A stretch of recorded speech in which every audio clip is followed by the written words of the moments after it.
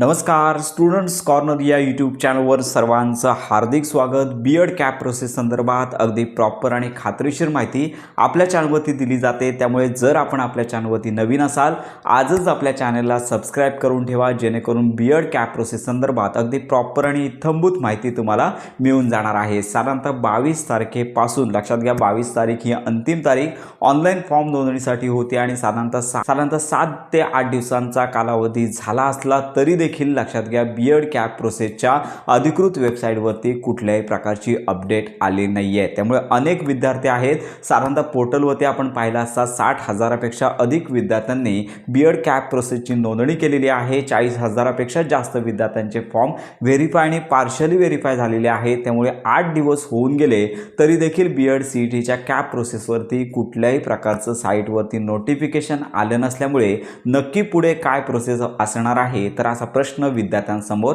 निर्माण झालेला आहे। विद्यार्थी आपल्याला व्हॉट्सअपवरती त्याचबरोबर यूट्यूबवरती कमेंट करत आहेत की आमची कागदपत्र अजून पार्शली व्हेरीफाय आहेत, काही जणांचे फॉर्म राहिलेले आहेत, याच्यामध्ये त्यांना लक्षात घ्या रिझल्ट नसल्यामुळे त्यांचे फॉर्म राहिलेले आहेत। त्यामुळे साधारणतः लक्षात घ्या नक्की सीईटी सेलचं काय चालू आहे, तर असा प्रश्न सर्वच विद्यार्थ्यांसमोर निर्माण झालेला आहे। साधारणतः इतर वर्षांच्या तुलनेत यावर्षी बीएड कॅप प्रोसेस अतिशय उशिरा चालत आहे। त्यामुळे अपेक्षित होतं की मागील काही दिवसांमध्ये पुढचं वेळापत्रक तरी कमीत कमी त्यांनी लक्षात घ्या पोर्टलवरती प्रसिद्ध करावं, पण अशी कुठल्याही प्रकारची अपडेट पोर्टलवरती आलेली नाहीये। साधारणतः कॉलेजसुद्धा आलेलं नाहीये। त्यामुळे अनेक विद्यार्थी अजून कॅप प्रोसेसच्या प्रतीक्षेत आहेत। आपण त्यांना नेहमी सांगत आहोत की साधारणतः अजून 1 ते 1.5 महिन्यांचा कालावधी पुढच्या प्रोसेससाठी आताची सद्यस्थिती पाहून लागू शकतो, कारण का अजून पहिली प्रोव्हिजनल मेरिट लिस्टच पोर्टलवरती आली नसल्यामुळे, त्याचं शेड्यूलच आलं नसल्यामुळे कुठल्याही प्रकारचे पुढचे अपडेट देता येणार नाहीये। साधारणतः आता पोर्टलवरती जी प्रोव्हिजनल मेरिट लिस्ट आहे तर ही प्रसिद्ध होण्याचं वेळापत्रक अपेक्षित आहे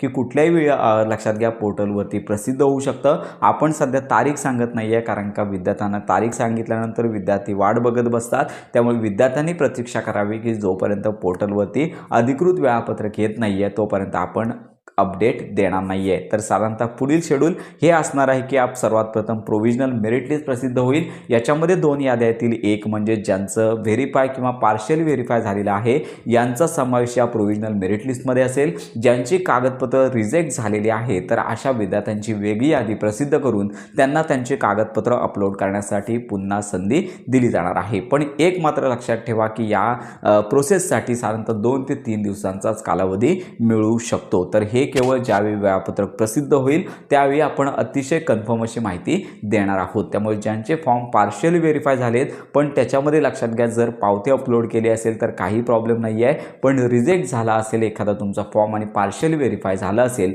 तर लक्षात घ्या तुम्हाला सर्टिफिकेट या कालावधीमध्ये अपलोड करता येणार आहे। म्हणजेच काय की तुम्हाला ग्रीवन्सच्या माध्यमातून तुम्ही सर्व कागदपत्रे पुन्हा अपलोड करू शकता। त्यामुळे तुमचा जर फॉर्म रिजेक्ट झाला असेल तर घाबरून जाऊ नका। ज्यावेळी प्रोव्हिजनल मेरिट लिस्ट प्रसिद्ध होईल त्यावेळी तुम्हाला ती विंडो उपलब्ध करून दिली जाणार आहे। याच्यामध्ये जर मेरिट लिस्टमध्ये तुमचं नाव किंवा तुमचे पर्सेंटेज सगळी माहिती तुम्हाला चेक करायची आहे, याच्यामध्ये जर काय प्रॉब्लेम असेल तर तुम्ही ग्रीवन्स देऊ शकता।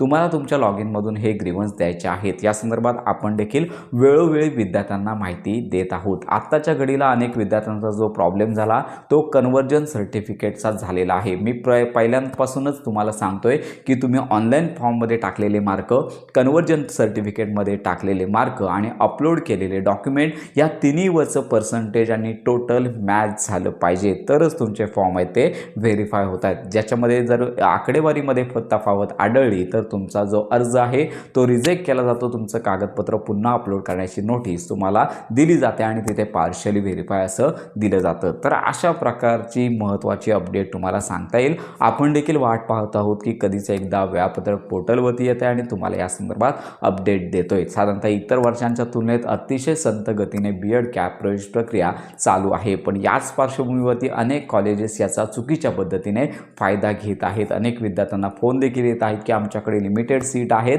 लवकरात लवकर तुम्ही प्रोव्हिजनल ॲडमिशन घ्या, त्याचबरोबर अमुक एवढी फी आमच्याकडे जमा करून ठेवा जेणेकरून तुमची सीट कन्फर्म होईल। तर विद्यार्थ्यांना मी सांगू इच्छितो की अशी कुठल्याही प्रकारची अधिकृत लक्षात घ्या कॉलेजची कॅप प्रोसेस अंतर्गत ॲडमिशन प्रवेश प्रक्रिया चालू झाली निघाले नाही आहे असे कॉलेज जर तुम्हाला फोन करत असतील तर त्यांचे मॅनेजमेंट कोटांतर्गतच्या जागा असतात त्या भरण्याचं काम सध्या कॉलेजच्या माध्यमातून चालू असतं. त्यामुळे ही बाब लक्षात घ्यायची आहे. तुम्हाला ॲडमिशन घ्यायचं की नाही हे तुमच्यावरती आहे. फक्त माहिती देणं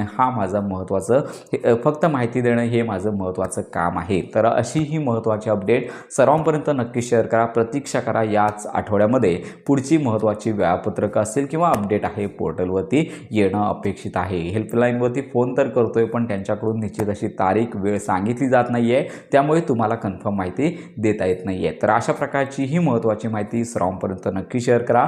बीएड कॅप प्रोसेस संदर्भात खात्रीशीर माहितीसाठी आपल्या स्टुडंट्स कॉर्नर या यूट्यूब चॅनलला लाईक करा, सबस्क्राईब करा, हाईप करायला विसरू नका. भेटूया पुन्हा एका नव्या व्हिडिओमध्ये.